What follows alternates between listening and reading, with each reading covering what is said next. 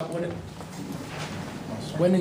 went into your decision to play Brandon at the start of overtime, the entire overtime, and do you believe that he had a stabilizing influence there during the OT? Well, I felt like he was getting tired when he hit a couple shots in his first stint in the second half, and he was getting a little bit fatigued. So, brought EP back, and then the only way Brandon got back in the game was because we went into overtime. If we'd won the game in regulation, we wouldn't have been there. So I just elected to get him back in there, get another shooter on the floor, and they stayed in their zone most of the game, kind of matchup zone, and we went through periods of the game where we got really good looks. We just weren't able to knock them down. But I thought Brandon did a nice job tonight. You talked about this trade giving you more balance. You feel like even when you went down to 14, you guys didn't panic. You kept coming. You had more firepower. Yeah, I didn't feel any panic. We got away from in the first half. We got off to such a good start, and then we just kind of relaxed, and we lost them in transition. They got the three ball going, and once they got it going, it was hard to stop them. We made some suspect decisions defensively, leaving some shooters, things like that. But I didn't feel like they were going to run away from us. Even when we went up 2 and missed like 4 layups, late, just kind of point blank shots. We weren't able to put them in. We were still digging in on the defensive end and getting stops. We had several guys that had really good defensive games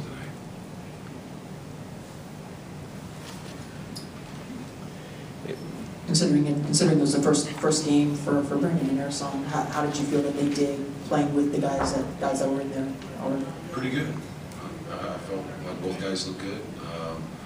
Ersan fouled out, but I felt like Aaron and Ersan both did a really good job on Dirk. Really the whole game, and you saw what some things Ersan can do. He's active, and he can make a shot, and he's a good defender. Aaron, having Aaron and Ersan both kind of tag teaming a guy like that is big for us. Scott, what did you see specifically from Aaron's D on Dirk when he was trying to back him down late in regulation, and then on the closeout on Matthews in the right corner? I guess it was early in overtime. Yeah, Aaron was, I thought, exceptional tonight on the defensive end. Dirk is so clever, and Aaron is still a young player. So, Dirk's made a career out of not only being a great player, but tricking people, with pump fakes and stepping into them, stepping back, things like that. And Aaron really, had really good discipline and held his own. How much did it help having Brandon, another shooter, a guy who could swing it one more time, and a guy could knock down 4 threes for you? Yeah, it does for sure, and he also has good vision. He can make the extra pass, and you can see the pace. That he likes to play with. He likes to push the ball to the floor, get in early offense, things like that. He hasn't been playing this many minutes, so I didn't have any intention of a minute limit or anything like that on him tonight, but. He did get fatigued, so it's something he's got to get back used to. Now, when you went down double digits in the second half, do you remember a player or what turned things back in your direction there in the fourth quarter, especially? No, other than our defense really picked up. The guys were getting a little frustrated. You could tell by the fact that we were getting pretty good looks and couldn't make them,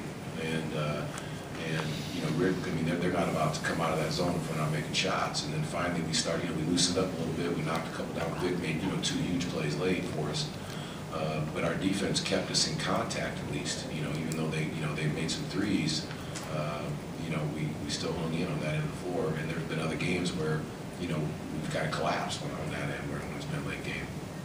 Victor had kind of a strange night shooting the ball, started really well, kind of went cold, and then brought it again in overtime. How do you approach a player like that who gives you so much on the defensive end, but is kind of struggling to get shots to fall and produce points? Well, he only played 41.5 minutes, so he was out there in large part because we trust him so much on the defensive end. He rebounds it. He's 99% of the time he's sharp on that end of the floor, and that's on a night like tonight, why we have him out there. And then when he makes a couple big plays, that's a bonus.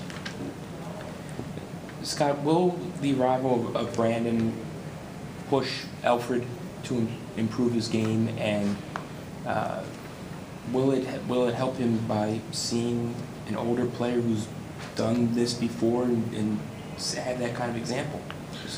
It could, but, Elford works on his game. We don't have an issue about EP working on his game. He's always working on his game. So,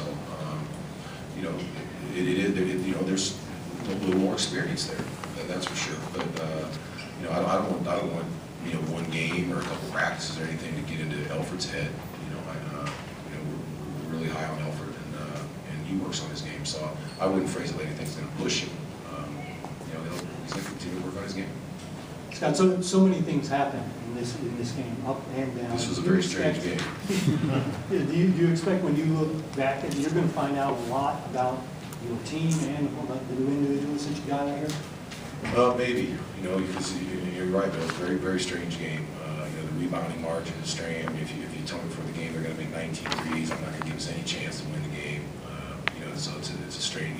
Victor's line is a kind of funny little box score. And so there, it was, and just scores by quarter for them: 13, 38, 30, and 17.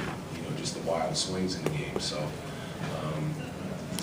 I don't know exactly what I know. I'll see us that we played hard, we didn't quit, we played good defense, and it's the first time we've played against a different kind of defense, matchup zone for a long period of time in the game all year. Struggled with it early, got much better with it late, so there was improvement there during the game. So it was just a good, tough, hard-fought win. Scott, you guys took a 33-13 lead after the first quarter. When we build big leads like this, do you feel that there's a way that the Magic can put teams away, pounce on them, and put the game out of reach maybe? Well, you're rarely going to, get off to a big lead in the first. I mean, we were down 26-8 at Atlanta, came back and won the game. What I would say though is if you have a big lead in the second half or in the fourth quarter or something like that, that's where we have to do a better job of closing out. The NBA game is long. Teams are going to sub guys in, and Rick was searching early on, going to the bench, and like I said, then all of a sudden they got hot from three and they started coming back. We'd rather not have that happen, of course, but they're long games, and rarely does any team just completely run away from another team. All right, thank you. Thanks.